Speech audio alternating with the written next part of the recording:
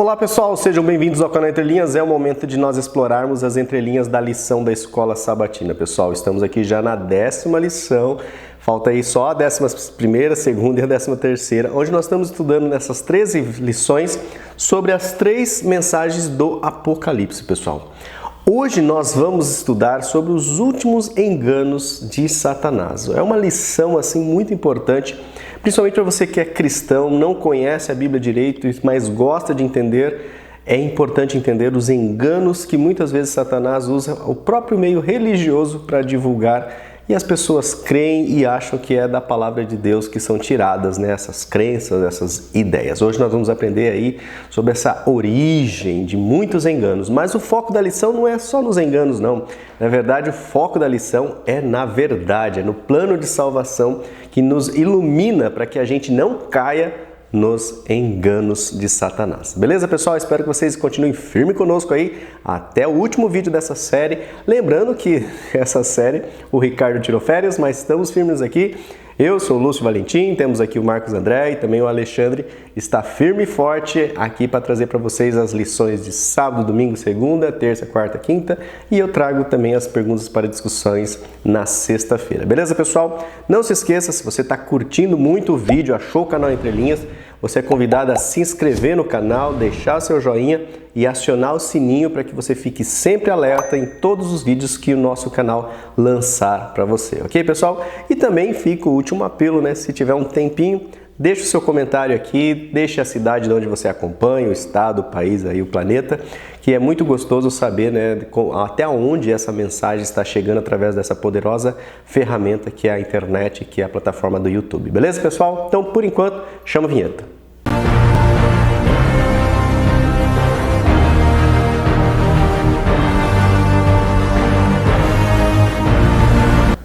Vamos lá então, pessoal, conferir aqui os comentários das entrelinhas. Lembrando que nós temos as Olimpíadas, né? Os 3 primeiros que comentam primeiro estão aqui no pódio. Temos aqui a Regiane Alves, Lições Fortes da Bíblia, e a Adriana Kuhn, né? Os três vitoriosos, né? Que ganham só o privilégio de ler aqui no vídeo, né, pessoal? Mas muito obrigado pelo carinho, né? A Regiane Alves diz assim: primeira vez que comento no vídeo, mas sempre acompanho. Ó, Regiane, primeira vez que comenta, e nesse vídeo da lição 9, né, foi a primeira colocada aqui no pódio dos comentários. Lições Fortes da Bíblia. Olá, meus queridos irmãos, Deus abençoe vocês todos. Obrigado, irmão, também do perfil aqui Lições Fortes da Bíblia, que Deus continue abençoando todos nós. Segundo lugar no pódio. E aqui o terceiro lugar, Adriana Kuhn. Olá, queridos pastores virtuais, Lúcio, Alexandre e Marcos.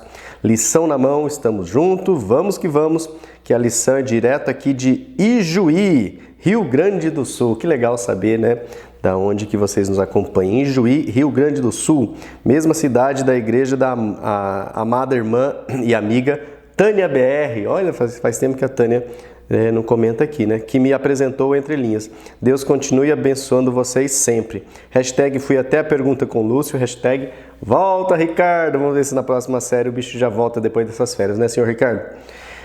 Que legal, Adriana, né? Lembrou até da Tânia BR. Faz tempo mesmo, hein? Tânia, um abraço. Sempre comentava conosco. Tá aí na sua vida. Genésio Mioto. Oi, Lúcio. Ainda estou de férias esse fim de semana e ainda estou aqui em São Paulo, na Praia Grande. No próximo vídeo estarei em Caldas Novas, em casa. Olha, vou preparar um bom comentário da lição para que eu fique famoso. Homem famoso, nosso irmão João Cavaco. Isso aí, Genésio, né? Comece a pôr os talentos aí. Humanas e textos não são meus fortes, né, pessoal? Mas aqui estamos tentando colocar os talentos que Deus nos dá e tentar desenvolvê-los, né? Porque se não tem, a gente consegue desenvolver. Então, Genésio Mioto, desenvolva seus talentos, né? Comece a comentar, comece a postar e, né, se tiver muita força, muita energia, que Deus propicia um canal aí para você ajudar a encher essa internet da palavra de Deus. Então, um abraço pro pessoal lá de Praia Grande, que é onde o Genésio está hoje, e um abraço também, né, para Caldas Novas, quando ele vai voltar para casa dele, né? Genésio Mioto também corrigindo, né, para que eu não fique famoso como é famoso, né, o nosso irmão João Cavaco. Não, mas fica assim, se preocupa não, Genésio, tá? É o famoso do bem. Crispim Elcio, feliz sábado, amados mestres. Deus te abençoe pelo excelente trabalho. Sinto muita falta do comentário do Ricardo, mas vocês fazem um trabalho extraordinário. Nesse comentário, eu gostaria de parabenizar especialmente o Lúcio. Acompanho o canal desde o começo e vejo o seu esforço e dedicação. Obrigado, Crispim. O Senhor os fortaleça a cada dia. Sou adventista já há 6 anos e esse canal de bênção tem sido grande aliado no meu crescimento espiritual. Bênção pura, sem mistura. Obrigado, Elcio Crispim, pelo carinho, pelo seu comentário. Coloca aí de onde que você nos acompanha, que eu ainda não decorei sua cidade, seu estado aí, pra gente mandar um abraço para sua igreja. Edilza Nascimento, bom sábado, vídeo curtido, compartilhado, boa semana para todos. Irmã Edilza, um abraço para essa irmã querida que sempre está conosco aqui. Hoje é quarta-feira que nós estamos gravando aqui. Senti falta da irmã Edilza, que ela já toda quarta-feira acompanha o nosso culto ao vivo, participa até das orações. Marlene Boelli. Boa tarde, meus irmãos. Sou de Curitiba, vizinha aqui no Paraná. Bom sábado, lição. Lição muito boa. Amei ter encontrado vocês. Legal, Marlene. Marlene Boelli, um abraço aí para os irmãos de Curitiba. Valdenice Cerqueira, ou Valdenice Marte de Cerqueira, aqui de Presidente Prudente, São Paulo. Coloca sempre aí, Valdenice, para eu não esquecer nunca. Cheguei atrasada, mas estou feliz por estudar a lição 9 com os pastores virtuais, inteligentes e corajosos com o poder de Deus. Amém. Volta, Ricardo, Alexandre, Lúcio, Marcos, André, abençoados. Obrigado a todos. E ela deixa o hashtag CCC aqui, Valdenice. Curtido, comentado e compartilhado. Obrigado aí, pessoal, pelo apoio, pelo carinho que vocês têm conosco, tá? Nilza Amaral. Bom sábado, meninos pastores. Hoje cheguei bem atrasada, mas estou aqui. Não perco um estudo por nada. Isso aí, irmãos. Vamos nos desintoxicar desses relatórios do capeta aí que tem na mídia. Vamos nos sintonizar. Tem tanto canal legal aqui no YouTube que vai aproximar a gente de meditações, palavra de Deus. Espero que o Entre Linhas continue sendo um desses canais. Josefa Ascenso, feliz e abençoada tarde desse sábado com mais um trabalho de vocês, com o estudo da lição 9 para todos nós. Que Deus continue abençoando vocês nessa missão. Ela é da cidade de Dutra, Interlagos, São Paulo. Que legal, Josefa, lá de Interlagos, São Paulo. Maranata, ela deixa aqui, um abraço a todos, o Senhor logo vem. E ela coloca hashtag volta, Ricardo. É isso aí, Ricardo. Precisando de você. Todo mundo é diferente aqui, cada um tem um perfil. Esse canal é uma salada, mas é aquela salada gostosa que tem um monte de sabores, um monte de aromas, né? Cada um com o seu estilo. Elizabeth Costa, você tem uma memória invejável. Lembro dos nomes de todos, dos locais e até dos outros canais. Que Deus continue abençoando essa memória. CCC. Margarida Melo, boa tarde, meninos e irmãos em Cristo Jesus. Que o nosso Deus continue abençoando a todos. Um abraço. Terezinha Pérez, boa tarde, Deus abençoe a todos vocês. Peço oração pela minha família que se encontra nos vícios. Gaíba, Rio Grande do Sul, também do Rio Grande do Sul aqui, Guaíba. Que Deus abençoe aí a família da irmã Terezinha Pérez. Vícios, né? Eu tenho problema de família também, tanto, né, alguns já recuperados, outros em pleno vício. Vamos orar um pelos outros, né, Terezinha? A oração, ela é incrível, ela tem um poder que, se a gente soubesse usá-la ainda mais, né, teríamos ainda mais frutos espirituais em nossas vidas, né? Joivaldo Quirino, boa tarde. Boa tarde de sábado no repouso com o nosso Salvador Jesus. O canal é uma bênção. Ele mora em capital aqui de São Paulo, a grande cidade louca, cidade corrida, né, Joivaldo? Dino Santos, acompanha a partir da Angola, Huambo. Olha só que legal, Dino Santos. Que Deus abençoe os nossos irmãos angolanos aí que acompanham o canal. Inclusive até já esqueci o nome do outro irmãozinho, não veio agora na mente, né, que sempre comentava aqui conosco, fugiu. Vocês devem até lembrar que a gente sempre comentava com ele. Hilda Pinheiro Silva, feliz semana para todos da família entrelinhaniana. Um dia eu não vou engasgar, Hilda. Hashtag volta Ricardo, nada de férias, Lúcio e Marcos, hein? Não vamos, por enquanto não, graças a Deus. Vamos ter 1000 anos de férias em breve. Amém, Hilda. Lúcio, eu tenho esses livros, o Ados, que eu falei, o Assim Diz o Senhor, escrito por Lourenço Gonzalez, isso mesmo, em PDF, maravilhoso, para dar estudo e tirar dúvidas. Eu tinha o livro mesmo, eu ainda tenho o livro em papel. Já tive 2, mas empresta aqui, empresta ali, não me devolvem mais, até que eu achei o PDF e acabei com o problema. É isso aí, né?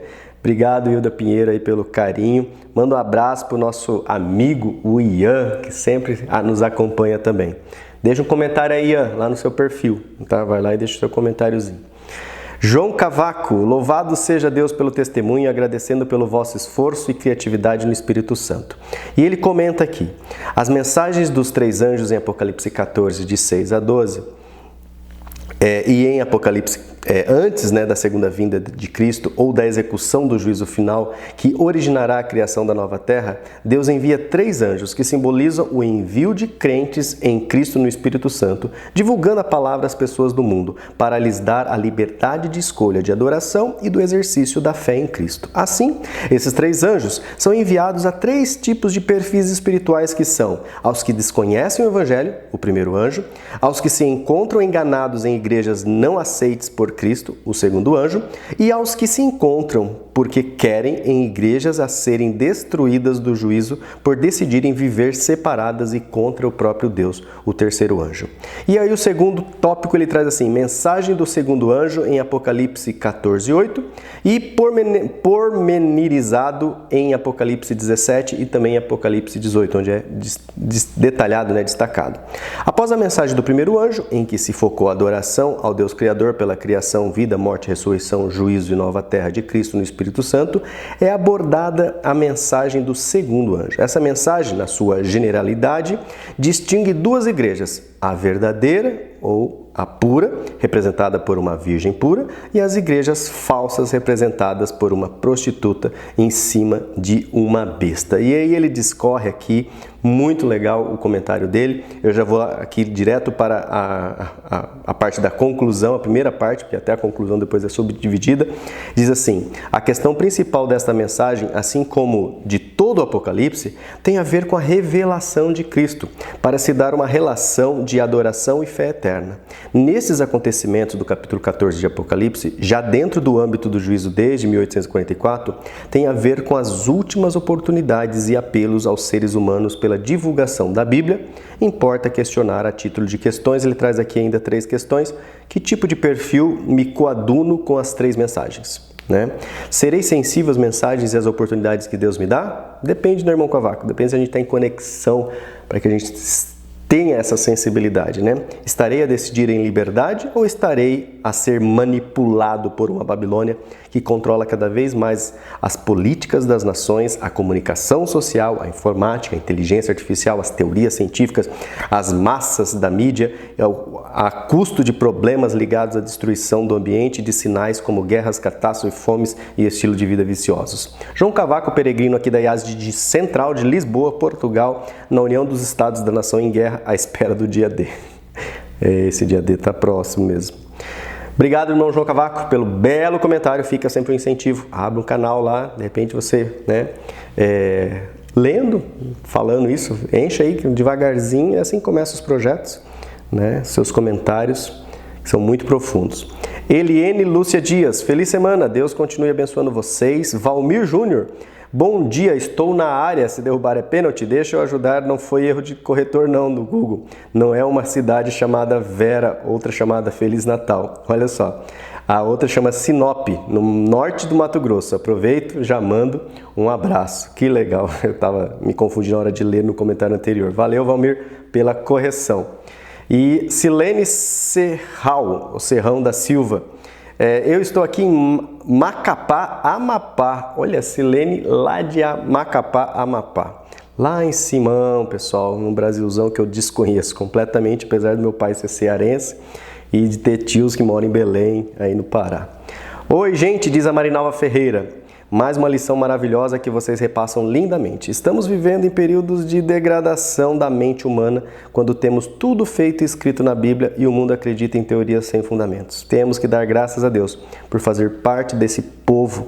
Abraço, gente. Marinalva, realmente temos que dar graças a Deus todos os dias. Madalena Sabina. Olá, meninos. Que demais é assistir a lição com vocês aqui de Goiânia, Goiás. Um abraço. Goiânia também precisaria conhecer. Não conheço esse centro-oeste, norte, nordeste do país, não.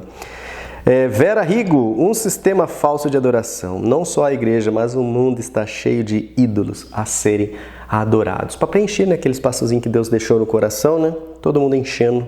Eu tenho uma frasezinha que eu falo assim: o ser humano gosta de encher vazio com vácuo, né? Encher vazio com vácuo, é isso que a gente faz. Bom, pessoal, então encerramos aqui os comentários. Valeu, um abraço a todos vocês pela dedicação. Lembrando que, se você não gosta, né, só pular, apesar que você já foi até aqui, não falei lá no começo, mas que Deus continue abençoando toda essa obra e todo mundo que está envolvido aí nesse canal, divulgando, comentando, desfrutando, né, das meditações semanais que nós postamos aqui. Um grande abraço a vocês. Vamos entrar então agora no estudo, que é o que interessa, né, na nossa doxologia, aqui com o Alexandre, com o Marcos, depois eu volto no final. Mas antes é necessário, né, que a gente esteja em comunhão aqui com Deus, clamando a Ele para que a gente seja sensível, né, às mensagens que Ele traz para nós. Vamos ter uma palavra de oração? Senhor Deus, nosso Pai, neste momento, Pai, nos colocamos aqui, nós aqui do canal, como todos que estão assistindo, os ouvintes, nas Tuas mãos. Nós precisamos do Teu Espírito, nós precisamos dessa força sobrenatural que sintoniza, ó Pai, a mente humana com a mente divina, ó Pai. Nesse momento, nos ajude a estarmos sintonizados contigo para que nós não caiamos nos enganos que Satanás tem colocado diante do mundo e que muitos, infelizmente, ó Pai, estão abraçando. Que nós, o Teu povo, não abracemos isso, ó Pai. Continue nos ajudando aí, o Alexandre, o Marcos e a mim. Use-nos, ó Pai, neste momento, também use a cada um nesse ministério ouvinte. Em nome de Jesus, oramos. Amém, Senhor. Então é isso aí. Chega, Alexandre, agora é com você. Olá, pessoal do canal Entre Linhas. Minha saudação a todos os irmãos e as irmãs que estão nos acompanhando. Você vai notar que minha voz está um pouquinho fanha hoje. É por causa de um resfriado forte que me pegou de jeito aqui. Então, não estranhe, tá bom? Já estou em processo de recuperação, mas a voz ainda não está aquelas coisas. Se eu tiver algum espirro ou alguma tosse durante a gravação, você já sabe também qual que é a causa. Lição de número 10, os últimos enganos de Satanás. A gente segue no nosso estudo do livro de Apocalipse, em especial, um estudo que está dirigido a partir das 3 mensagens angélicas, né? E na lição dessa semana a gente vai tratar um pouco da ideia dessas 3 mensagens angélicas como um antídoto ou como uma proteção para os enganos dos últimos dias, que estão lá descritos no livro de Apocalipse, na forma de 3 espíritos imundos semelhantes a rãs. A gente vai chegar lá, espero que tudo fique esclarecido para os irmãos e para as irmãs até o final da nossa lição. Lição de sábado, que tem o título geral Os Últimos Enganos de Satanás, e traz por verso para memorizar: santifica-os na verdade, a tua palavra é a verdade. Uma passagem que está ali em João 17:17. Importante destacar o verso para memorizar e a relação dele com o conjunto da lição da semana. A gente vai falar de enganos, de dúvidas, de ideias erradas que podem causar um efeito terrível na vida espiritual e que pode ser, nos últimos dias, uma questão de vida ou morte eterna. Qual é o antídoto? O verso para memorizar já vem trazendo. O antídoto é a palavra de Deus. Vamos desenvolver um pouquinho mais essa reflexão. O autor da lição, na lição de segunda-feira, ele vem trazendo um caso assustador que aconteceu ali nos Estados Unidos, em Chicago, quando as pessoas tomaram cápsulas de Tilenol, né, aquilo que era para ser um remédio, e começaram a passar mal. Algumas pessoas morreram, várias pessoas morreram e passaram mal, e depois se descobriu que alguém não identificado, porque a pessoa não foi presa, alguém tinha colocado cianeto de potássio nas cápsulas de Tilenol, que é um veneno. As pessoas tomavam como remédio e aquilo era um veneno que destruía a vida delas, acabava com a vida delas. Essa história assustadora, ela serve para o autor da lição como uma metáfora para verdades falsas, ou seja, mentiras, né? Mas que são vendidas, embaladas como verdade. Assim como o veneno cianeto de potássio estava dentro de uma cápsula que era vendida como remédio e matou muita gente, nos últimos dias vão ter mentiras disfarçadas de verdade, vendidas como verdade, e que vão enganar muita gente e matar muita gente também. A ideia do autor da lição, então, é fazer essa metáfora, né? Esse paralelo com a passagem de Apocalipse e o caos aí do atentado utilizando cápsulas de remédio falso, né? A lição de domingo, ela vem trazendo por título o caminho que parece direito, o caminho que parece certo. Eu colocaria aqui coração enganoso, né? Enganoso é o coração humano, o coração do homem, ele é perverso, ele é enganoso. Jesus Cristo, em Marcos 13:22, ele vem falando que nos últimos dias surgirão falsos cristos e falsos profetas, que operariam sinais, prodígios, que se possível enganariam os próprios eleitos. Mateus 24:31 vem falando que ele enviará os seus anjos com grande som de trombeta, os quais reunirão seus escolhidos dos quatro ventos de uma a outra extremidade do céu. Mateus 24:31. Por que os dois textos, né? Qual que é a função desses dois textos na lição de domingo? O texto de Marcos é para falar que haverá um engano e que, se possível, o próprio povo de Deus cairia nesse engano. A ideia desse engano é enganar os homens, enganar as pessoas da terra e, se possível, enganar o próprio povo de Deus. Mas a lição de Mateus 24 vem dizendo que, ainda com esses enganos, haverá eleitos, haverão salvos, haverão pessoas que não serão enganadas. A passagem de Apocalipse 12:9, né, ele vem falando ali de alguém que engana todo mundo. E esse alguém é Satanás, né? Quem é enganado por Satanás? Apocalipse 12:9 vai falar que Satanás engana todo mundo. E aí a gente poderia pensar qual que é o sentido desse todo mundo, né? A gente pode pensar todo mundo como sendo a maioria. A maioria das pessoas, de fato, é enganada por Satanás. A gente poderia pensar esse todo mundo aqui como sendo nós também. Em algum momento, você já foi enganado por Satanás, em algum momento eu já fui enganado por Satanás. Em cada momento que nós cedemos às nossas fraquezas de caráter, cedemos à tentação, em cada momento que nós adoramos a nossa própria imagem, em cada momento que nós somos vaidosos, somos prepotentes, somos injustos, somos avarentos, nós estamos sendo enganados por Satanás. Então, quando fala que Satanás engana todo mundo, ele engana a gente também. Quando a gente erra, quando a gente cai. A gente cai pela tentação do maligno. Agora, a ideia é de que a gente não caia e permaneça caído, né? Para nós há redenção ainda. Então, a gente pode pensar assim, engana todo mundo como sendo a maioria das pessoas sendo enganadas. A gente pode pensar engana todo mundo como sendo nós também enganados em algum momento. Quantas vezes nós já não agimos errado, mesmo pensando que estava agindo correto, às vezes até fazendo coisa de Deus, nos desentendemos com os irmãos, brigamos com os irmãos. Então, em algum momento nós somos enganados também. Quando a gente olha para si e deixa de olhar e de ser conduzido pelo Espírito de Deus. A gente pode pensar esse engano a todo mundo como sendo engano à sociedade. Quer dizer que a forma como a nossa sociedade se comporta, em termos de valores, em termos de princípios, em termos de prioridades, ela é uma forma pervertida, corrompida pelo diabo. Então engana todo mundo na medida em que engana o conjunto social. Engana a forma predominante da sociedade se organizar. E aí aqui, gente, eu não estou falando apenas de usos e costumes não, tá? A gente pode falar desse engano à sociedade em termos de usos e costumes, em termos de uma moral individual, privatizada, né? Mas a gente pode pensar também esse engano à sociedade como sendo um engano na estrutura pela qual a nossa sociedade funciona. Se a gente vai lá para o livro de Tiago, nós temos um alerta contra a injustiça da riqueza mal distribuída.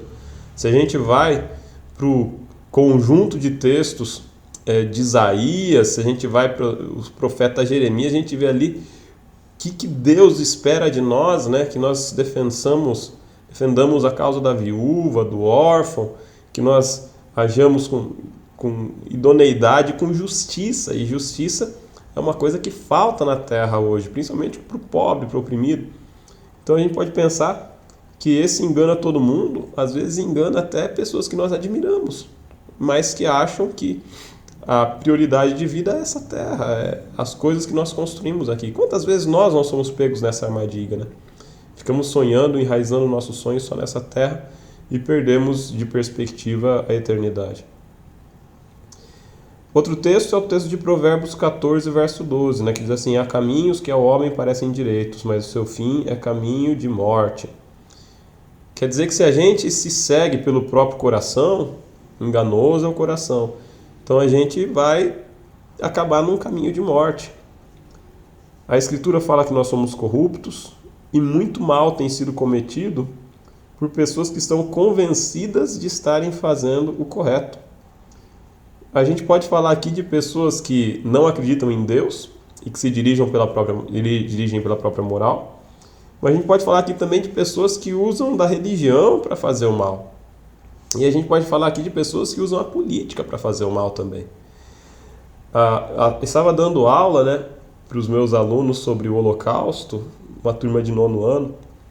Teve uma aluninha do 9º ano que me perguntou assim: professor, como é que deixaram o Hitler matar os judeus? Como é que deixaram essa violência toda ser cometida? Por que ninguém não fez nada, né? E conversando com essa aluninha, eu falei para ela: olha, quando a gente olha para Hitler procurando um diabo com chifres e um tridente, alguém essencialmente mau, a gente pode cair numa armadilha. Hitler, quando ele começa a defender o extermínio de judeus, de homossexuais, de ciganos, de testemunhas de Jeová, de deficientes físicos e mentais, quando o Hitler ele começa a defender isso, ele não estava tirando aquelas ideias da cabeça dele só. Ele estava representando um conjunto de ideias que já eram muito disseminadas na época dele.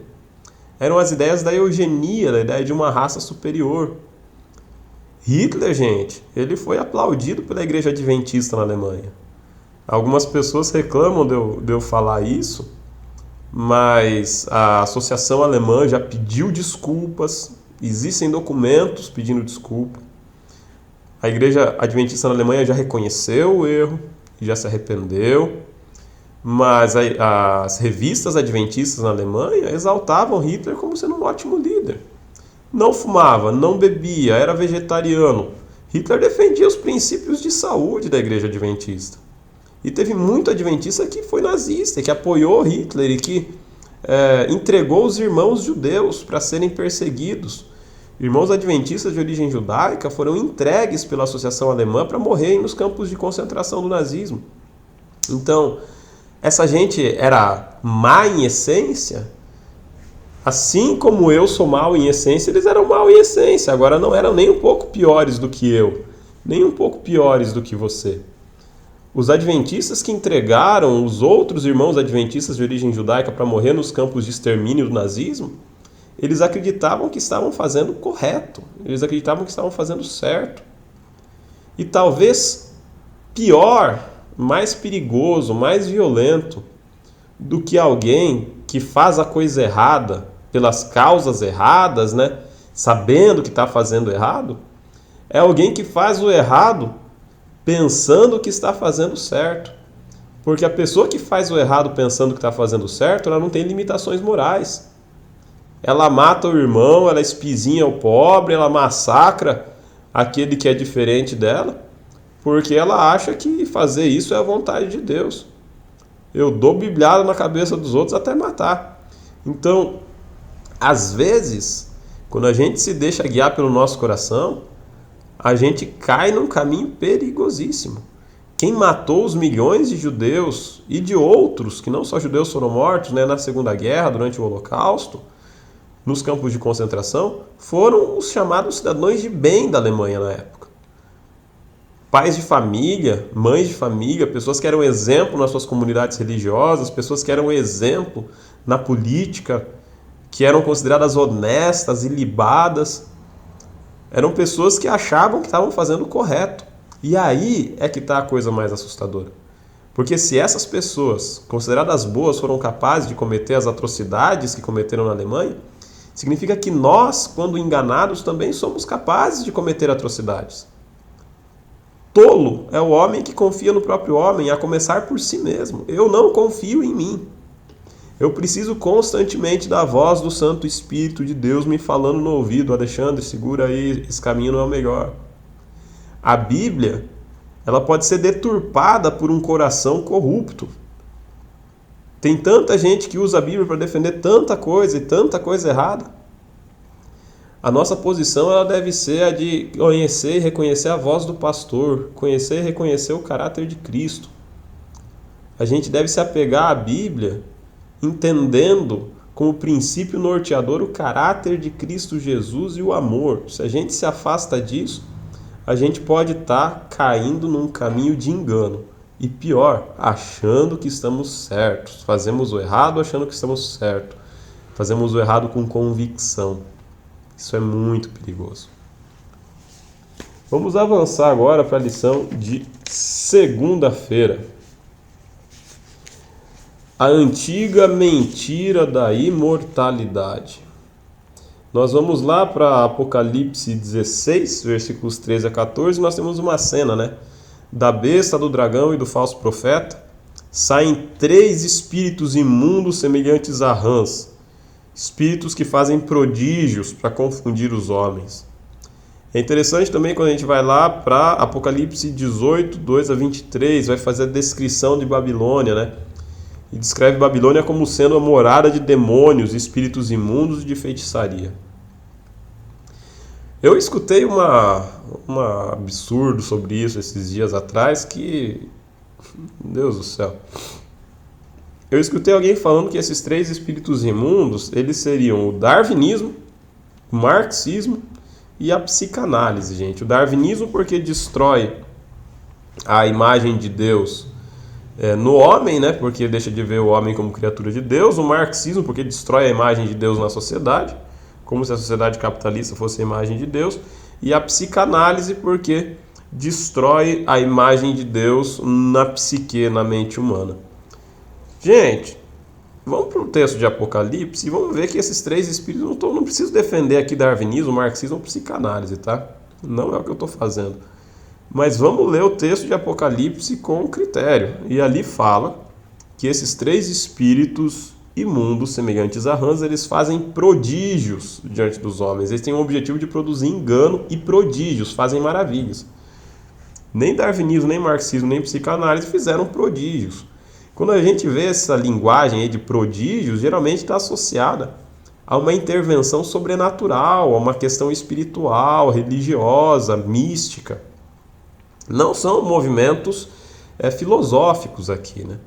O que a gente entende quando olha para esses 3 espíritos imundos semelhantes a rã é que são poderes religiosos que nos últimos dias, nos últimos tempos de Apocalipse, produziriam engano e mentira, espalhariam mentira para manipular o povo, para enganar o povo. Esse texto de Apocalipse 18, 2 a 23, né, quando vai descrever Babilônia, né, a cidade de Babilônia, descreve ela como morada de demônios e espíritos imundos, como um lugar de feitiçaria. Então, de volta, a Babilônia como um centro pagão, de uma religiosidade pagã. Quando a gente vai para Ellen White, no livro Grande Conflito, fala de 2 grandes enganos nos últimos dias. Um deles será a imortalidade da alma. Então aqui a gente está saindo da Bíblia um pouquinho, indo para o Espírito de Profecia. No Espírito de Profecia fala que um desses enganos é a crença da imortalidade da alma. E aí se a gente for no meio cristão, você vai ver que tem muita igreja cristã que prega na imortalidade da alma, que acredita na imortalidade da alma. Tem os espíritas que acreditam na imortalidade da alma também. E com todo respeito à comunidade cristã, mas com todo respeito aos irmãos espíritas também, os colegas espíritas aí, a Bíblia não confirma ou não está de acordo com essa ideia. Tem vários textos que a gente pode usar para trabalhar. Tem aquele textinho da parábola do rico e o Lázaro, que é um texto complicadinho, mas quando a gente entende que é uma linguagem metafórica também. A gente pode pegar 2 textos que para mim são perfeitos na lição de segunda, que é ali na questão 4, que é o texto de Eclesiastes e o texto de 1 Tessalonicenses. O texto de Eclesiastes ele fala assim: porque os vivos sabem que hão de morrer, mas os mortos não sabem de coisa alguma. Se o morto não sabe de coisa nenhuma, gente, não dá de consultar morto, não dá de consultar espírito, não dá de se aproximar de entidade nenhuma, porque essas entidades das quais a gente se aproxima provavelmente são anjos caídos, não são espíritos de pessoas que morreram. É assim que a Igreja Adventista entende. Ah, Alexandre, você está desrespeitando a minha religião. Olha, eu acredito que você tem todo o direito de acreditar como você acredita, de crer no que você quer crer, de frequentar o seu centro espírita aí, frequentar seu terreiro de Umbanda sem ser atacado, sem ser agredido, sem ser discriminado. Agora, da mesma forma como você acha que a gente está errado e que a gente acredita na mortalidade da alma e estamos enganados, a gente acredita que vocês estão errados e que acreditam na imortalidade da alma e estão enganados. Então, o negócio é a gente conviver em sociedade de forma pacífica, enquanto for possível a gente conviver em sociedade de forma pacífica, vocês respeitando a gente respeitando vocês e todo mundo vivendo numa boa. Agora, se você está num canal da igreja adventista não, né? Mas num canal que professa a fé adventista, estudando uma lição adventista produzido pela igreja adventista, a concepção adventista é essa: os vivos sabem que hão de morrer, os mortos não sabem de coisa alguma, como está no livro de Eclesiastes, capítulo 9, verso 5. Quer dizer o seguinte: morreu, apagou, esqueceu, deixou de existir. Não sabe de coisa nenhuma, sua memória jaz no esquecimento. O outro texto é o texto de Tessalonicenses 4,16, que fala que o Senhor mesmo descerá do céu e os mortos em Cristo ressuscitarão primeiro.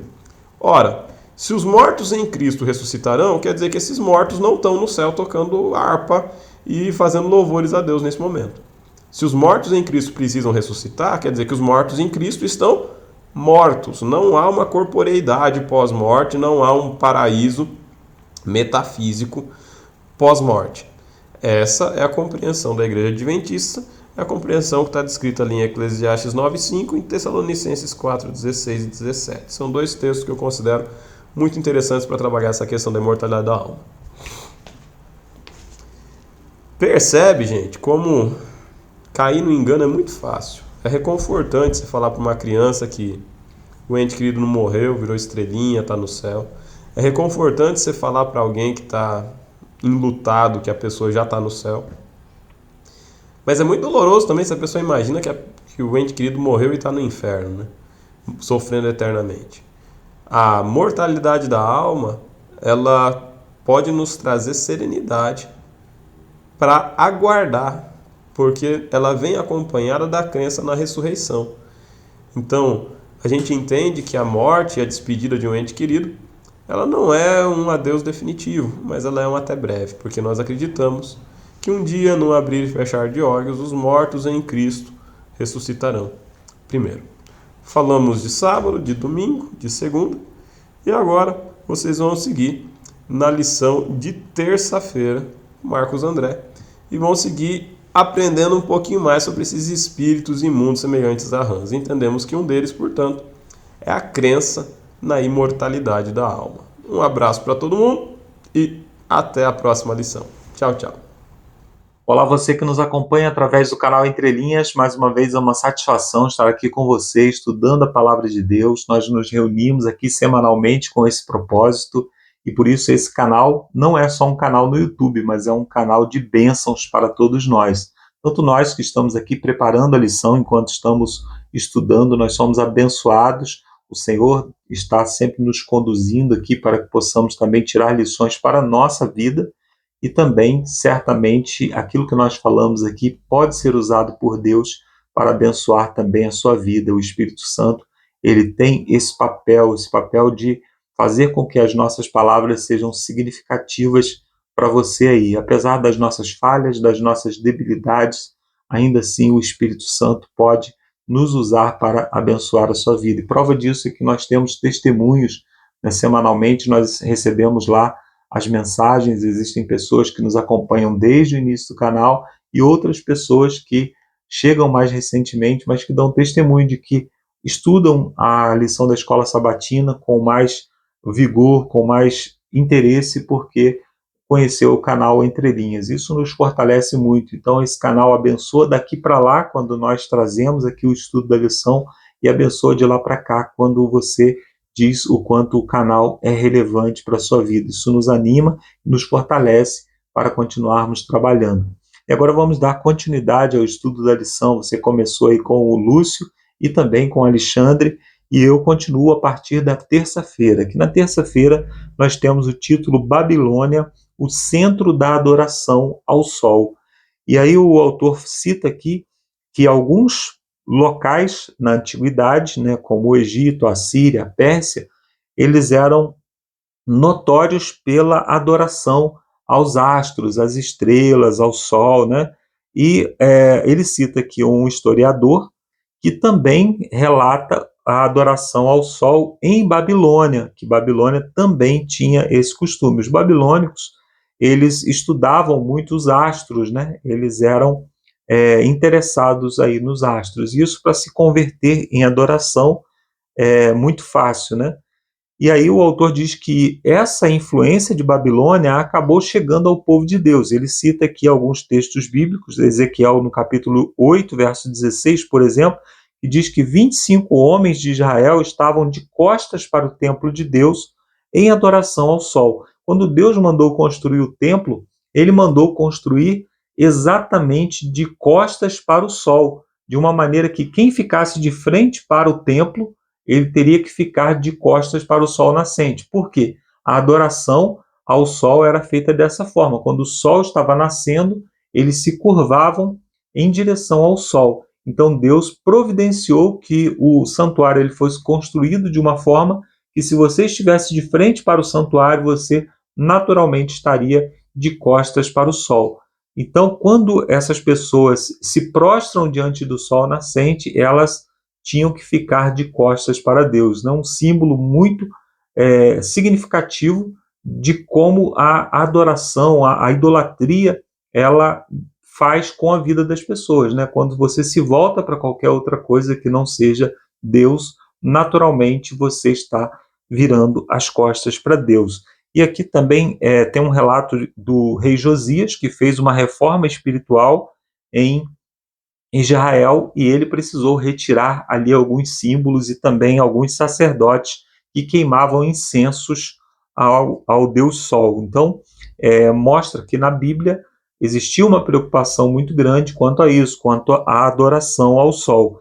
E aí o autor ele relata aqui, né, que em Apocalipse 17 há uma descrição da apostasia que foi relatada ali no capítulo 17 de Apocalipse, e essa descrição da apostasia é uma referência aos costumes babilônicos, aos costumes que ocorriam lá em Babilônia. Então o autor faz o link com a adoração ao sol através do dia de guarda, né? E também fala aqui a respeito de Constantino. Constantino se converteu, pelo menos nominalmente, ele se converteu ao cristianismo, mas trouxe para o cristianismo também alguns costumes pagãos. É muito comum quando duas culturas e duas religiões elas têm contato muito próximo, que os símbolos de uma religião passem a ser utilizados em outra religião, mas com uma nomenclatura diferente. Isso aconteceu no cristianismo no início, né? As estátuas, o próprio templo onde aconteciam os cultos pagãos foram utilizados pelo cristianismo, e aquela simbologia toda ganhou uma roupagem diferente para ser introduzida no cristianismo. E no início eles fizeram concessões e acabaram permitindo que esses símbolos entrassem. O nome disso é sincretismo. Acontece hoje, por exemplo, com as religiões de matriz africanas e o catolicismo. Existem santos católicos que são reconhecidos como também alguns dos ídolos, né, alguns dos santos das religiões de matriz africana. Eles recebem nomes diferentes, mas são vistos como sendo o mesmo. Nós temos que tomar algum cuidado para que isso não ocorra também com a igreja. A igreja ela começa a ter contato com elementos da cultura, tem contato com elementos sociais e passa a associar esses elementos com aquilo que nós cremos, com a nossa fé. E aí nós vamos converter o nosso púlpito em um local onde as pessoas vão fazer papel mais de coach do que de pregador, Nós temos aí os pregadores pós-modernos que se utilizam de simbologias e coisas que não estão de acordo com aquilo que a Bíblia relata. A Bíblia fala de Deus no centro de todas as coisas. A cultura pós-moderna, ela tende a colocar o homem no centro de todas as coisas, o homem como referência. Então Jesus não deixou o céu por minha causa e por sua causa. Jesus deixou o céu para nos salvar, porque essa era a vontade de Deus. Jesus Cristo deixou bem claro: a minha comida é fazer a vontade do meu Pai. Então, a vontade do Pai em nos salvar foi que motivou a vinda de Jesus. Então, Jesus, ele tem um motivo, que é Deus no centro. Nós, quando pensamos que o ser humano é que está no centro de todas as coisas, que o ser humano é o centro da vinda de Jesus, é o centro daquilo que Jesus veio fazer aqui, nós acabamos, de alguma forma, distorcendo também o Evangelho. Então, nós não podemos permitir que haja esse sincretismo, mesmo que não seja um sincretismo religioso. Às vezes não são símbolos religiosos que estão entrando, mas estão sendo introduzidos costumes, linguagens e coisas diferentes que não são associadas com o cristianismo, né? Aqui no final, o autor deixa uma pergunta que diz assim: observe a predominância da adoração dominical nas igrejas cristãs. O que isso nos ensina sobre como os enganos satânicos são difundidos? Novamente, assim como no caso dos mortos, né, da imortalidade da alma, qual é a nossa única proteção? É a Bíblia, né? É o estudo da Bíblia e confiar naquilo que a palavra de Deus nos diz, né? Apesar da maioria das religiões dizer que não fala sobre a guarda do domingo, né, não acredita na guarda do domingo, mas se você for lá no livro de doutrinas, está lá escrito muito claramente, por exemplo, no livro de doutrina dos batistas, no livro de doutrina da Assembleia de Deus, está lá muito claramente dizendo que o sábado cristão é o domingo. Ou seja, a palavra sábado quer dizer dia de descanso, né, quer dizer descanso. Então, se o sábado cristão é o domingo, o dia de descanso cristão é o domingo. Isso está, apesar de não ser pregado com muita ênfase nos púlpitos, mas na doutrina isso continua. Isso veio, né, do catolicismo, e a reforma não chegou a esse ponto, não chegou ao ponto de identificar isso como uma distorção. E mais tarde, quando surgiu a Igreja Adventista do Sétimo Dia, muitas denominações já haviam aceitado isso aí e não fizeram a mudança que deveriam fazer, né? Martinho Lutero dizia o seguinte: uma igreja reformada é uma igreja em reforma. Nós precisamos estar constantemente olhando os nossos costumes, olhando as nossas doutrinas, para que a gente faça as reformas que são necessárias para que a gente continue avançando à medida que o conhecimento da palavra de Deus também avança, né? A Bíblia nos diz que a vereda do justo ela vai brilhando constantemente mais. Então, se nós vamos recebendo mais luz, nós precisamos também ir modificando aquilo que nós cremos e que não tem base na palavra de Deus, né? Na quarta-feira, nós temos aqui um chamado à fidelidade. Diz que a mensagem do segundo anjo é: caiu, caiu a grande Babilônia. E em Apocalipse, no capítulo 17, a mulher é identificada como a Babilônia espiritual. A mulher que vem sentada, né, sobre um animal, sobre uma besta, que é vermelha, a mulher vestida de vermelha e também ali sentada em cima de um animal vermelho, né? E aí o autor fala aqui, dá continuidade aqui, falando que a mentira prevalece porque demônios fazem milagres para enganar as pessoas e o mundo avança para o conflito final. O povo de Deus é caluniado e perseguido, mas Cristo e o poder do Espírito Santo, por Cristo e pelo poder do Espírito Santo, eles permanecem firmes, fiéis até o fim. Por isso que os fiéis dos últimos dias, lá em Apocalipse 14, verso 12, eles são chamados de perseverantes, porque são aqueles que, apesar de tudo isso, apesar das perseguições, apesar dos enganos, permanecem fiéis ao chamado para o qual eles foram incluídos aí na missão do Evangelho, né? E o autor diz então que o inferno não pode prevalecer contra a Igreja de Cristo, né? Ele é refúgio e fortaleza como socorro para todos nós, né? Então, no tempo do fim, Deus chama um povo à fidelidade. Ele diz lá em João, no capítulo 17, santifica-os na palavra, a tua palavra é a verdade. Esse é o nosso refúgio, né? A Bíblia é a nossa âncora. Então, por mais que as tempestades nos levem de um lado para o outro, se nós estamos fundamentados na Bíblia, nós não vamos ter problema quanto a isso. A palavra de Deus ela é fantástica no que diz respeito a isso, né? Aquilo que é fundamental é deixado muito bem claro, até uma criança pode compreender. Por exemplo, os 10 mandamentos, né? Existem textos na Bíblia que são muito difíceis de compreender, mas aquilo que é fundamental, a salvação pela graça, a justificação pela fé, os 10 mandamentos, tudo isso é muito claro. Se você explicar para uma criança, a criança consegue compreender. E aí ele cita aqui um autor batista, né, que ele diz o seguinte: que pena que o domingo tenha vindo carimbado com a marca do paganismo. Esse é um autor que escreveu um manual de conduta para a Igreja Batista. É um autor batista, né, escreveu esse manual. Aí em Ezequiel, no capítulo 20, tem um chamado à fidelidade, e Deus faz esse chamado, incluindo diversas vezes a questão do sábado, né, que estava sendo profanado ali. E ele diz que deu o sábado como um sinal para os antepassados, e depois ele diz, também dei os meus sábados para o futuro. Então, o verso 12 fala de passado, e o verso 20 fala de futuro, fala de Deus dando o sábado como um sinal para o futuro. E aí, Ezequiel 20, então, Israel abandonou as práticas pagãs. Para que Israel abandonasse as práticas pagãs e deixasse de adorar os falsos deuses, como no caso do Egito, dos ídolos do Egito. Então, da mesma forma, nas 3 mensagens angélicas, Deus faz um apelo semelhante para aqueles que desejam sair de Babilônia para adorar ao Criador. E o sábado é um sinal dessa fidelidade. Nós já falamos sobre isso aqui, né? Que o sábado ele não é uma cobrança social. Então, quem guarda o sábado é porque obedece a Deus.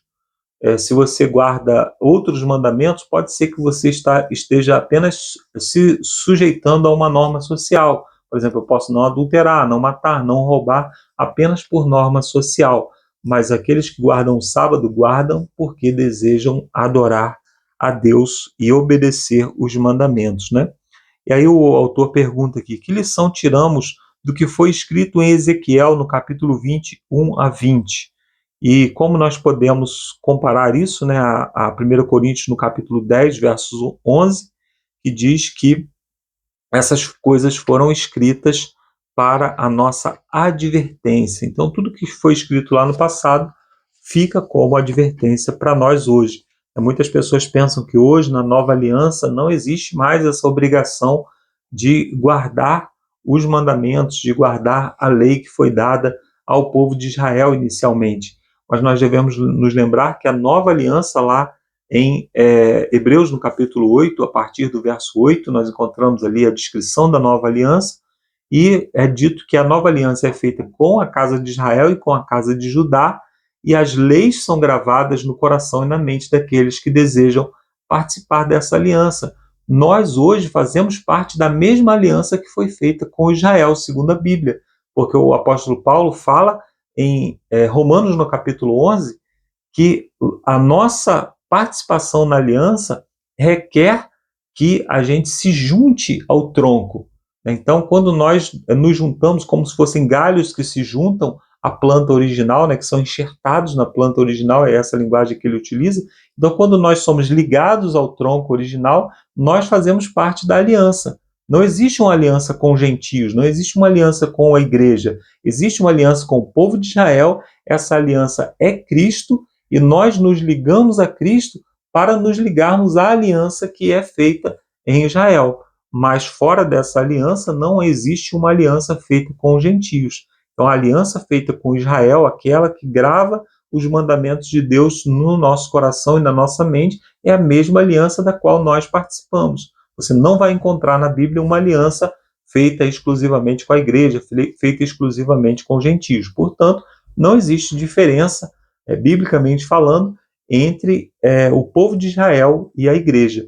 O povo de Israel é o antecessor da igreja, e a igreja é a continuação do povo de Israel. Nós fazemos parte da mesma aliança, por isso somos chamados de Israel espiritual de Deus. Na parte de quinta-feira, nós temos o título Graça para a Obediência. Então, quando nós somos tocados pela graça para receber perdão, nós também somos tocados pela purificação que vem com a aliança, né? E o autor fala aqui sobre a mulher vestida de púrpura, né, de escarlate, que é vermelho, né? A mulher ela se vestia de vermelho e ela estava montada numa besta também vermelha. E ela tinha na sua mão uma taça de vinho com a qual ela embebedou os reis da terra. E o autor aqui, né, utiliza uma linguagem aqui simbólica também, né, dizendo que a taça ia passando de mão em mão. Essa taça, o que era esse vinho? O autor pergunta aqui.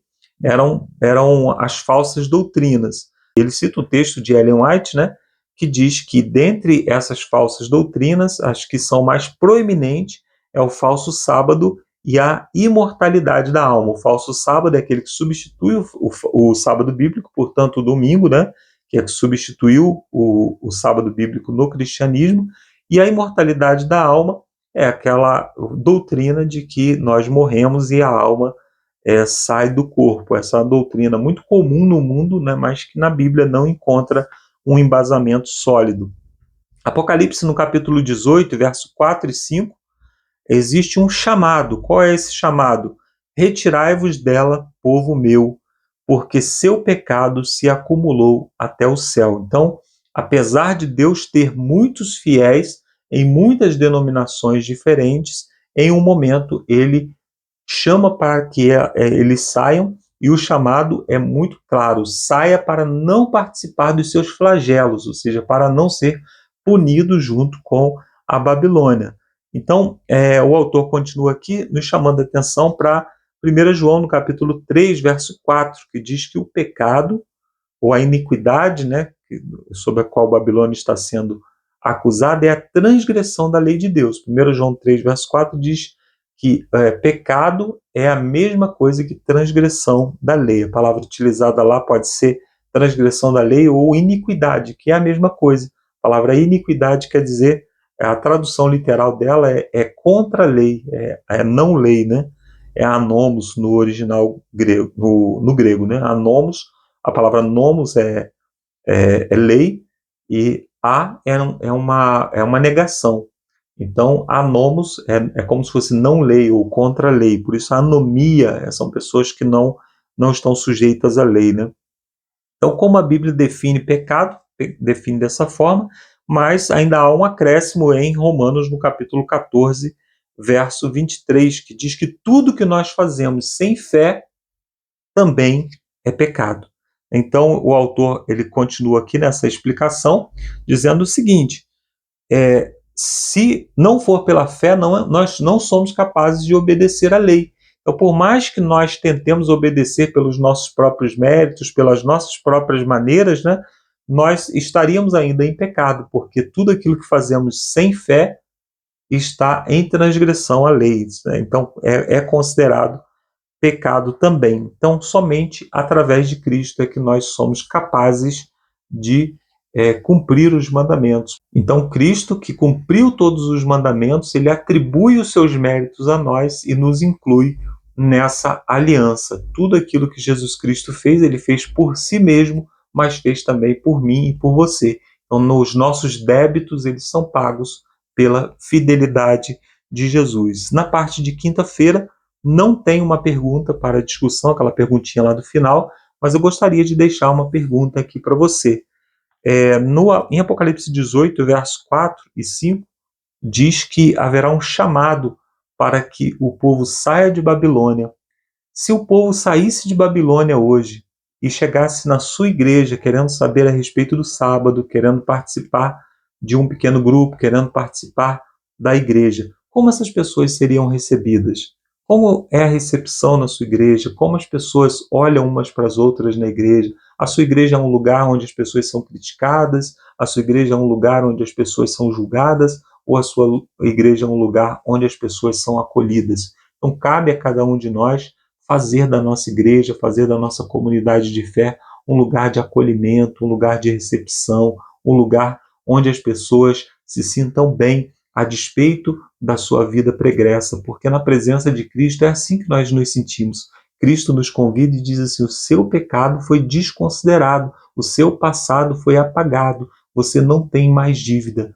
Venha que eu vou te ajudar a caminhar. Então que a nossa igreja possa ser isso, uma extensão de Cristo, porque afinal a igreja foi chamada para ser um pedacinho do corpo de Cristo. Que Deus nos abençoe e que possamos fazer da nossa igreja esse local receptivo para que, quando houver o chamado, a nossa igreja esteja preparada. Agora você fica com o Lúcio e ele vai continuar com as perguntas na parte de sexta-feira. Que Deus nos abençoe e até a semana que vem com mais um estudo da Palavra de Deus. Valeu, Marcos. Valeu, Alexandre. Obrigado aí pelo compromisso, pontualidade e o carinho, né, de trazer sempre essas meditações. Eu sou fã desses caras e aprendo muito com eles, né, pessoal? Mas vamos lá, agora é a hora das perguntas para consideração, perguntas para discussão, a parte de sexta-feira, quem tem um manualzinho aqui, ok? Vamos à primeira pergunta. A verdade sobre a morte é importante? Ela nos protege e nos conforta? Olha, irmãos, com certeza. Eu tenho meus testemunhos pessoais, claro, mas o legal é ouvir outros irmãos, até adolescentes, crianças, às vezes mais jovens, falando assim, como é diferente você ir num velório de um cristão, né? Claro que a gente chora de saudade, lamenta, né? Porque nós não nascemos, né, para morrer, nós queremos sempre viver a eternidade, que Deus colocou essa sementinha no nosso coração. Mas uma coisa a gente tem, né? Tem a esperança, tem a certeza que a pessoa está descansando, né? Está tendo o sono, no jazido, né? Até que Jesus volte para chamá-la. Então, assim, é bem diferente, né? Eu acho que o conhecer aqui, a pergunta é, né? A verdade sobre a morte é importante? Importantíssimo, né? Ela nos conforta com certeza e nos protege de um dos principais enganos, né, como o Marcos e o Alexandre trouxeram aí durante a lição, que é a questão da imortalidade da alma, do espiritismo, dessas coisas que a gente aprendeu a ver dos egípcios, de Roma e tudo mais aí que a gente viu no vídeo de hoje, né, pessoal? Então, eu me sinto assim um privilegiado de ter lido a Bíblia e ter entendido qual é a verdade sobre a morte. É uma pena que nós temos irmãos evangélicos, né, muitas vezes irmãos protestantes, mas que tem uma outra visão que não está em sintonia com a palavra de Deus. Talvez isolem lá um texto, viram um pretexto para uma crença, e não é assim, né? Nós temos várias parábolas, temos várias histórias, né, que Jesus até conta, mas é importante que a gente entenda essa verdade, porque senão a gente vai ganhar, né, vai cair nos últimos enganos de Satanás. Eu me sinto protegido e me sinto muito confortado. Já tive 2 experiências de perda fortes na minha família, né? Perdi minha tia, que era praticamente uma terceira mãe, né? Porque são 3 irmãs e cuidaram dos piá. E perdi também o meu avô, né? Foram assim, as perdas mais próximas, assim. E, claro, é uma perda, né? Mas eu agradeci a Deus. Eu lembro que no momento, assim, eu falei assim, Lúcio, né? Conversava comigo mesmo, falava assim, olha, a gente precisa... Tudo bem que a gente chora, né? Tem que ter o luto, mas a gente viveu com a pessoa 70 anos. Aí, porque ela vai dormir uns anos, a gente chora. Você viveu 70 anos com a pessoa, louvado seja Deus, sabe? Que você sinta-se privilegiado. Então, eu desenvolvi isso, eu comecei a agradecer a Deus. Deus, obrigado porque eu tive minha tia por quase 70 anos. Obrigado porque eu tive meu avô por 84 anos, pude chupar cana com ele, pude fazer um monte de coisa com meu avô. Então, a gente tem que lembrar, né, quando a pessoa vai descansar, das coisas boas que ela fez, né? Fica a saudade, claro, faz parte aí da nossa natureza, graças a Deus que Ele colocou isso no nosso coraçãozinho, né? Segunda pergunta. Alguns enganos do diabo são óbvios, outros são um pouco mais sutis. Como nós podemos evitá-los? Bom, a única forma de você não ser enganado é você conhecer a verdade. E aí tem aquela frase, né, o verso, conhecereis a verdade e a verdade vos libertará. Tem os enganos sutis. Eu acho que Deus não nos deixa, sabe? Apesar que depois tem a outra questão aqui, mas assim, Deus não nos deixa na escuridão, sabe? Eu falo com os adolescentes aqui que a gente trabalha, se você crê em Deus, sabe? É só você estar em comunhão com Ele. Ele não vai te deixar em trevas de maneira alguma, sabe? Ele sempre vai te guiar, vai te conduzir. Talvez você não vai entender no momento, talvez você esteja num lugar que nem um filho pródigo, né? Talvez você escolheu estar comendo uma lavagem de porco, mas independente disso, saiba que você tem um pai com os braços abertos a todo momento, falando, ó, estou aqui, filho, estou te esperando. Não posso interferir, né, como o irmão João Cavaco sempre coloca, não posso interferir no seu livre-arbítrio, não posso escolher por você, não posso forçar você a nada, mas eu estou aqui de braços abertos, só esperando você reconhecer que você está no meio da lavagem de porco, né? Então, como evitar esses enganos? Comunhão diária com Deus e com a palavra dele. E eu falo, sabe, irmãos, não sei como vocês sentem aí, deixa no comentário aí depois, mas eu sinto que nós, como povo adventista, nós estamos nos distanciando da palavra. Como é difícil fazer os adolescentes ler a Bíblia todos os dias, irmãos. E eu sei que isso é difícil, não porque eles não querem ler, mas é porque a família não lê. Perguntas para a consideração do Lúcio agora. Terceira, alguns fazem o mal acreditando que estão seguindo a vontade divina, revelada na Bíblia. Como explicar isso? Qual é o papel da lei de Deus na explicação? E nós vemos muita gente, né, fazendo bem, e muitos têm isso no coração, né, que creem assim, não, é só fazer o bem, é só fazer o bem. Conheço muita gente, e são gente boas. Eu acho que Deus vai julgar cada um, né, de acordo com a luz que é lhe dada. Só que ao mesmo tempo eu vejo pessoas fazendo bem, e Deus vai julgar a intenção, com segundas intenções, sabe? E o nosso bem a gente não faz para apaziguar nossa consciência, para nos sentirmos mais bondosos, né? Completamente diferente, né? Você fazer o bem, você está fora do propósito de Deus. Você faz por amor ao próximo. E uma coisa que ajuda você a amar o próximo é você entender como Deus te ama e como você não merece esse amor de Deus. E aí você fala, poxa, eu não mereço, né? E Deus me ama, Deus cuida de mim.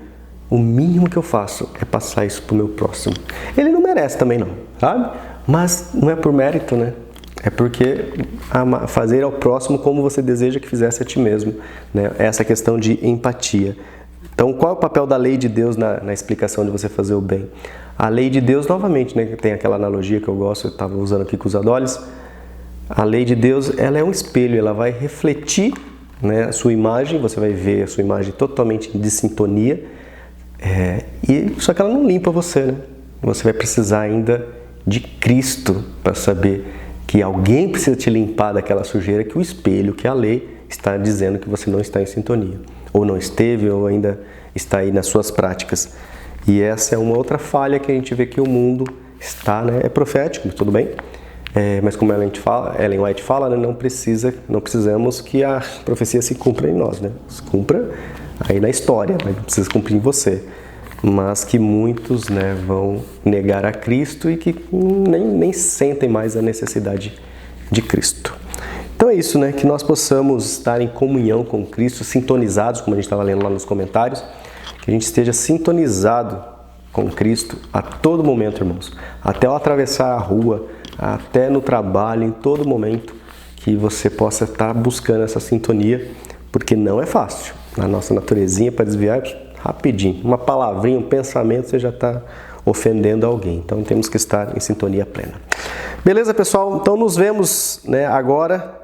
Encerramos aqui, né? Vamos nos ver só lá na 11ª lição, o selo de Deus e a marca da besta. Parte 1, essa marca da besta, esse selo, muitas coisas também, muitos enganos, né, que são pregados por aí, e é um privilégio que você estude isso. Mas antes de encerrar, vamos ter mais uma palavra de oração. Oremos.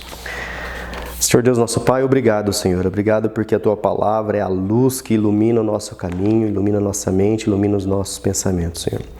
Esteja aí com cada um que ouviu, esteja também com o Alexandre, com o Marcos, comigo, com nossas famílias, que nós possamos, ó Pai, estarmos ligados a Ti todo momento, assim como a lâmpada está ligada à energia para brilhar, que a gente esteja ligado contigo a todo momento, brilhando e transmitindo a luz de Cristo, Senhor. Muito obrigado por essa luz que vem da Tua palavra, por entendermos sobre a morte, entendemos sobre as profecias e porque nós temos essa paz no nosso coração. Que Nos ajude a transmitir agora essa paz a todos os nossos familiares mais próximos, no trabalho, na família. Nos use, Senhor, porque é um privilégio sermos usados por Ti. Em nome de Jesus, nós sempre oramos. Amém, Senhor. Então é isso, pessoal. Nos vemos lá no 11º vídeo. Até lá, se Deus quiser. Tchau, tchau.